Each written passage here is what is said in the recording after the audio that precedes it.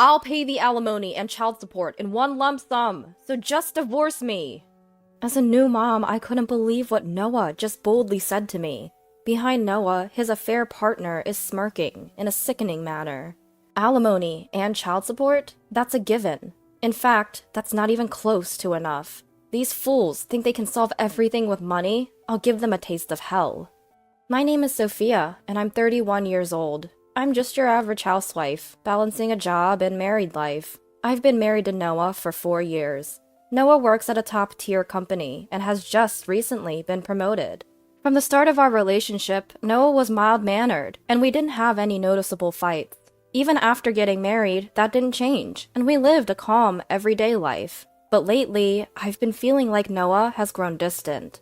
To begin with, we're in our 5th year of marriage and still don't have children. We've been undergoing fertility treatments, but haven't seen much success. Noah, I'm sorry. It looks like it didn't work again. I said to Noah with a regretful look on my face. Well, it's tough, isn't it? There shouldn't be any problems on either of our ends. I wonder why. It is what it is. There's nothing we can do. I guess you're right. Well, we've been married for 5 years now. I'd like to have kids too. Yeah, I'm sorry. If this were a little while ago... Don't worry about it. We'll try again together. We'll try again together. But for some reason, he's recently made more comments concerned about not having children. We both had fertility tests and neither of us has any issues. The doctors suggested it could be due to stress or lifestyle habits, but since we both work, our lifestyles are fairly similar. I never felt a significant amount of stress in my gentle life with Noah, so why now? Lately, I've started to feel pressured by Noah's comments. Could it be that his parents are also unhappy about us not having kids? I decided to talk to them about our fertility issues and visited Noah's family home alone. His parents are usually very kind and treat me like their own daughter. That's why I felt even more guilty. Before I knew it, I was bowing my head to them. Father-in-law, mother-in-law, I'm truly sorry. Upon seeing me like this, his parents nervously asked, What's the matter, Sophia? What on earth happened? I've been having trouble conceiving a child with Noah. Is that so? Sophia, lift your head up. I'll do my best, so please continue to support my marriage with Noah. As I kept my head bowed, tears streaming, father-in-law quietly muttered, Lift up your face. When I slowly lifted my head to look at them, both were wearing gentle smiles. Sophia, don't worry about it. Exactly, it's not like we only approved of your marriage to have grandchildren. But it took us 7 years after getting married to have a child. Exactly. You're still young, Sophia. Don't worry about it. Don't stress over this. We'd consider ourselves lucky just to see the faces of grandchildren when it happens. Sophia, worrying like this isn't good for your body. Let's take it easy. Thank you so much, father-in-law, mother-in-law. Their warm words seemed to blow away all my anxieties. Thanks to them, I felt lighter and the will to keep trying. From that day on, Noah and I resumed our treatments. We continued to do our best, wanting to bring joy to Noah's parents. As a result, congratulations! You're 7 weeks pregnant! Really? I was at a loss for words, filled with both joy and surprise at the doctor's announcement. Recently, I had been plagued by nausea and fatigue and wondered if maybe... Finally, I was blessed with a child too. See? This shadowy figure here is your baby's little room, but you're not in the stable period yet, so don't overdo it, okay? Yes, thank you so much! 6 months after talking with Noah's parents, we finally conceived a child. All the effort we've put in for so long was truly worth it. I immediately called Noah. Noah, listen! I'm finally pregnant!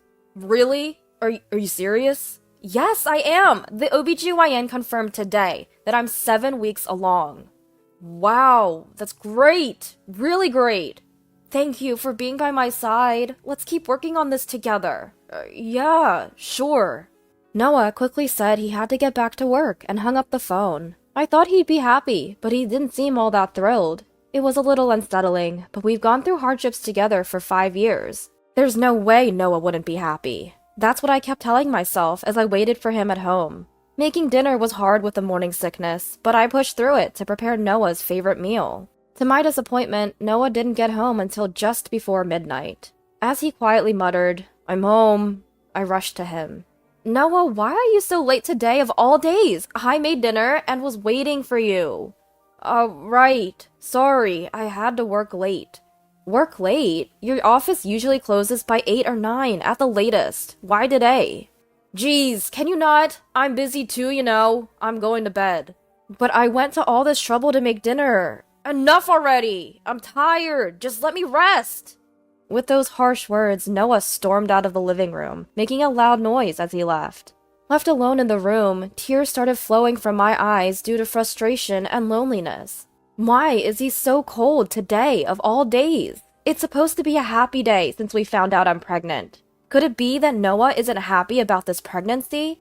From that day on, Noah's attitude clearly grew colder. I noticed our conversations as a couple had dwindled significantly. Mostly, it was just me talking. All Noah would reply with were short answers, like, "Yeah," or "uh-huh." Several months passed, and Noah's cold demeanor remained unchanged. Then another curveball was thrown into our already rocky relationship. One day, Noah came home from work and casually dropped a bombshell. "By the way, I'll be working alone starting at the end of this month." "Are you kidding? For how long?" "About 2 months, so you'll have to hold down the fort while I'm away." "Wait a minute. Our baby is due soon, you know. Can't I go with you?" "Switching hospitals would be a hassle, right? I'll keep in touch, okay?" "I can't believe you're doing this solo work thing now, of all times." As Noah's departure date drew near, my days were filled with growing anxiety and tears. Why is this happening? It's my first time giving birth and I'm already anxious. How can he not be here with me? What kind of company would send someone on a solo project at a time like this?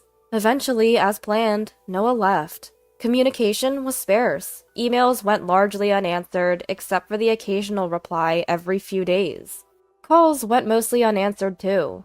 Then, about a month before my due date, I just had to talk to Noah. I kept calling. And when he finally answered, he sounded annoyed and simply said, "What?"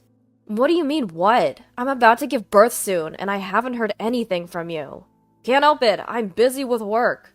"I get that, but what about being there for the birth, like we talked about? I even need you to sign a consent form for that." And then Noah said something unbelievable. "Huh? Be there for the birth? Not doing that." "What? But Noah, you always said you definitely wanted to be there." "Too busy for that. Just email me when the baby is born." "You can't be serious." "Well, that's that." "Noah, wait, what? Hold on." The call was abruptly ended on his end. Despite my several attempts afterward, Noah didn't pick up. But at that moment, I realized something. I heard another woman's voice in the background during the phone call. All of Noah's inexplicable behavior suddenly made sense. Instantly, a torrent of rage surged through me. I knew something was off, so that's what it was. If you're going that route, I won't hold back either. I'm going to make their lives a living hell. Determined to get my revenge, I started by digging into Noah's social media. Cross-referencing his followers, I stumbled upon a suspicious female account. The account name was Emily. Her face was hidden, but it looked like she was a junior employee at Noah's company. It turned out that Emily had quit her job right before Noah left to work alone. As I scrolled through Emily's posts, I saw numerous photos of her with a man who was clearly Noah, based on the clothes and accessories. Wow, so many pictures! On those days when Noah claimed he was busy with work and working overtime, he was actually cheating with Emily. After that, I immediately went to consult a lawyer to ask what I should do. "Collect as much evidence of the affair as you can before you give birth," was the advice given to me. So I hired a private investigator to monitor Noah's activities while he was working alone. 1 month later, by the time I had gathered enough evidence of the affair, I had just given birth. Even after our daughter was born, Noah never came to visit. Worse yet, he ignored my calls. All I got was an email saying, "Congratulations," in a single line.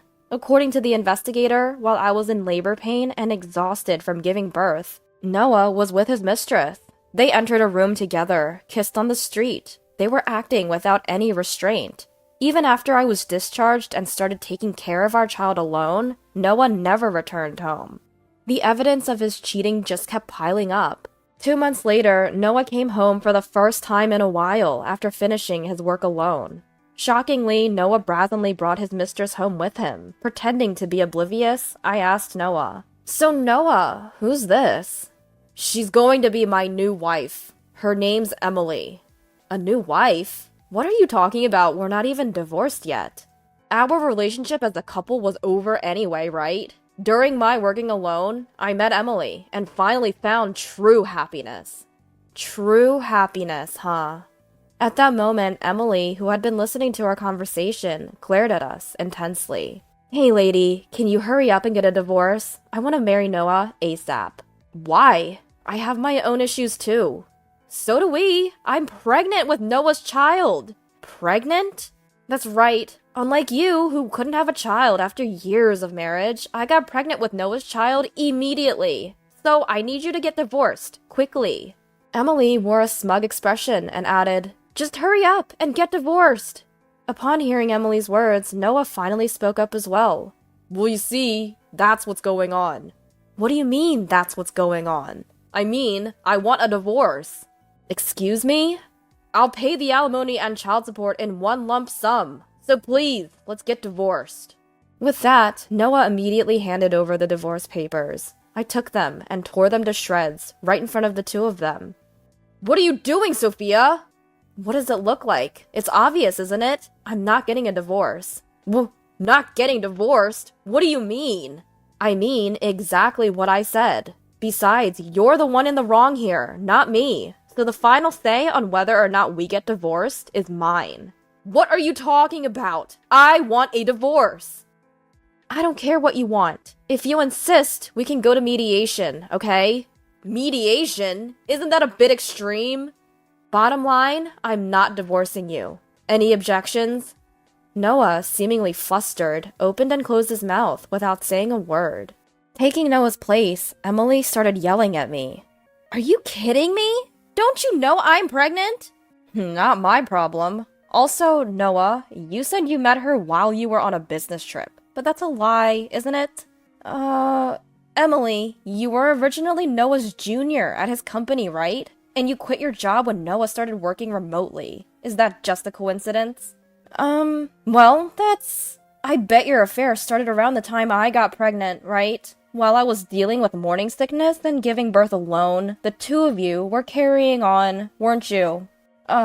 Well, as appropriate compensation, I'm going to demand $50,000 from each of you." $50,000? The figure was far beyond what they had imagined. Even they, who had been so confident until a moment ago, were clearly taken aback. "Why? I was supposed to marry Noah and be happy." "What? What are you talking about? You're pretty self-serving for someone who went after a married man." "Stop it! Noah is really kind to me, and he loves only me." I couldn't help but burst into laughter at Emily's words. "What's so funny?" "Well, a guy who neglects his pregnant wife to be with you? What's so trustworthy about a man like that?" Let me guess. You were targeting newly promoted Noah's money, weren't you? Well, too bad. Between the compensation to me and child support, Noah's savings will be wiped out anyway. Serves you right. You can't be serious. You're a nuisance, so could you please leave? Oh, by the way, I've already informed your parents-in-law about this." "What?" "They were really furious, they said. The relationship between parent and child is over." "No!" Emily ran out, wailing. Noah watched her go, his face devoid of life. While Noah and I tried to mend our marriage, word spread throughout the company that he had gotten Emily pregnant. Gossip started affecting Noah's work. Eventually, a critical mistake cost him his job. That's when I told Noah what I'd been waiting to say. "I'm sorry, Noah. We tried to mend our relationship, but it's hopeless now." "What? Why are you saying this all of a sudden?" "I refuse to support a man who isn't holding down an adult job." Wait! I've lost all my savings paying Sophia's settlement, and I've lost my job too. I couldn't care less. Who do you think put us in this mess in the first place? So, Sophia... Whether it was years of resentment showing on my face or not, Noah looked at me, shaking uncontrollably. I coldly laid it out for him. What? You seriously thought I'd give you another chance? Are you an idiot? I was just waiting for the perfect moment to dump you as you hit rock bottom. You're lying. You said you wouldn't divorce me. I wanted to leave you every second of every minute. But that wouldn't be revenge, would it? I've been pretending to fix our marriage just to torment you longer. What? Wait, if you divorce me now... Shut up!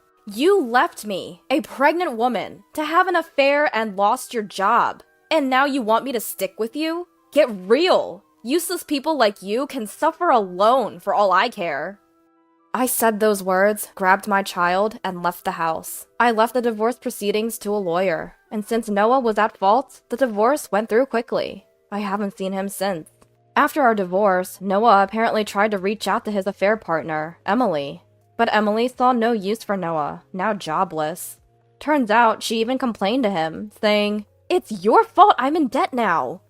In the end, he didn't even get to meet her and was completely cut off. He later tried to fall back on parents-in-law for a job, but it was too late. I had already told parents-in-law about the divorce, and they kicked him out immediately. Now he's working various odd jobs, just scraping by, day to day. As for me, I've moved back to my parents' house with my daughter, and now we're living with Dad and Mom. I also keep in touch with parents-in-law regularly and keep them updated on my daughter's growth. I know there will come a time when my daughter will be sad about not having a father. Even so, I want to make sure to tell her that she is the most loved person in the world to me, and that I'm grateful she was born.